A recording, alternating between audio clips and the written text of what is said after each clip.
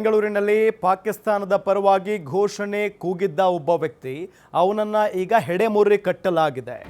ದೇಶದ್ರೋಹಿ ಶುಭಾಂಶು ಶುಕ್ಲಾ ಈ ಕ್ರಿಮಿಯನ್ನ ಪೊಲೀಸರು ಅರೆಸ್ಟ್ ಮಾಡಿದ್ದಾರೆ. ಈಗ ಶುಭಾಂಶು ಶುಕ್ಲಾ ಈತನ ಹೆಸರು.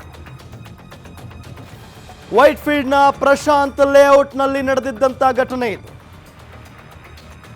ಆರೋಪಿಯನ್ನ ಈಗ ವೈಟ್ ಫೀಲ್ಡ್ ಪೊಲೀಸರು ಅರೆಸ್ಟ್ ಮಾಡಿದ್ದಾರೆ ಅನ್ನೋದು ಗೊತ್ತಾಗ್ತಾ ಇದೆ.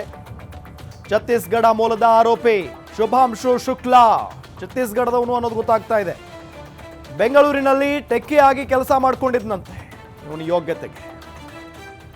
ಆಪರೇಷನ್ ಸಿಂಧೂರ ಸಕ್ಸಸ್ ವೇಳೆ ಪಾಕಿಸ್ತಾನದ ಪರವಾಗಿ ಘೋಷಣೆಯನ್ನ ಕೂಗಿದಾನಿದ್ದ. ಪಿಜಿಯ ಬಾಲ್ಕನಿಗೆ ಬಂದು ಘೋಷಣೆಯನ್ನ ಕೂಗಿದ್ದ ಈ ಆರೋಪಿ ಬಳಿಕ 112ಗೆ ಕರೆ ಮಾಡಿ ಯುವಕರು ಮಾಹಿತಿಯನ್ನ ನೀಡಿದ್ರು. ಸದ್ಯ ಆರೋಪಿಯನ್ನ ಬಂಧಿಸಿ ಜೈಲಿಗಟ್ಟಿದ್ದಾರೆ ವೈಟ್ ಫೀಲ್ಡ್ ಪೊಲೀಸರು. ಇಂಥ ಕ್ರಿಮಿಗಳು ಭಾರತದ ಬೇರೆ ಬೇರೆ ಪ್ರದೇಶಗಳಿದ್ದಾರೆ. ಭಾರತದ ಅನ್ನ ತಿಂದು ಭಾರತದ ನೀರು ಕುಡಿದು ಇಲ್ಲಿಯ ಗಾಳಿಯನ್ನ ಸೇವಿಸಿ ದೇಶದ್ರೋಹದ ಕೆಲಸವನ್ನ ಮಾಡ್ತಾ ಇರುವಂತ ನರಿ ಬುದ್ಧಿಯ ಜನ ಬಹಳ ಇದ್ದಾರೆ.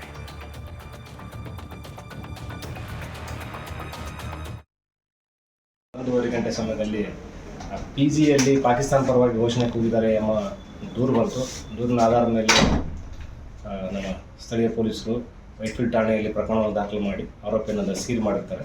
ಆರೋಪಿಯು ಮೂಲತಃ ಛತ್ತೀಸ್ಗಢ ಮೂಲದವನು, ಟೆಕ್ಕಿ ಆಗಿರ್ತಾನೆ. ಆರೋಪಿ ಹಿನ್ನೆಲೆ ಸರ್ ಮತ್ತೆ ಏನು ತಪ್ಪು ಸರ್ ತನಿಖೆ ಮಾಡ್ತಾ ಇದ್ದೀವಿ. ರಾತ್ರಿ ಮಾಡಿ ಅವರು ಫ್ರೆಂಡ್ ಜೊತೆ ಇಬ್ಬರು ಫ್ರೆಂಡ್ಸ್ ಇದ್ರು. ಒಬ್ಬನು ಹಿನ್ನೆಲೆ ಸರ್ ಸ್ಟೂಡೆಂಟ್ ಅಥವಾ ಇಲ್ಲ, ವರ್ಕ್ ಮಾಡ್ತಾ ಇದ್ದಾರೆ. IT ಕಂಪ್ನಿಯಲ್ಲಿ ಕೆಲಸ ಮಾಡ್ತಾ ಇದ್ದಾರೆ.